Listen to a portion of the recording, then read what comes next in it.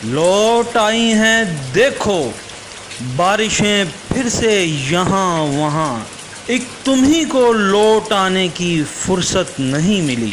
भाई बरसात और कहीं लौटी हो या ना, मगर वासा की गुलबर्ग सब डिवीजन में ज़रूर बरसात लौट आई है। जभी तो इस महीने की 7 तारीख को बरसात के खौफ से गुलबर्ग टाउन सब डिवीजन ने रेनकोट और रबड़ के जूतों का बरसात में इस्तेमाल के लिए टेंडर किया है। और हैरत हैरत में गोताजन के बरसात गुजरे 2 माह हो गए हैं और गुलबर्ग सब डिवीजन वालों की बसीरत का कमाल देखिए कि बरसाती कोट और जूतों का टेंडर अब हुआ है। ये तो ऐसा ही है कि शादी आपकी 2 माह पहले हो जाए और निकाह का जोड़ा आप 2 माह बाद खरीदें। और अगर ये टेंडर अगले बरस आने वाली बरसात के लिए है तो फिर कुछ यूं ही है कि निकाह आपका 11 माह बाद हो और बारात का खाना आप आज ही पकवा लें।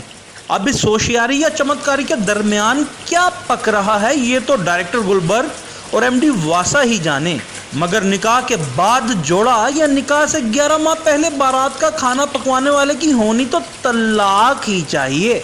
अब देखें कि इस टेंडर की तलाक होती है या फिर बरसात आज ही वापस आती है। आदिल शुजा, खबरिस्तान, लाहौर।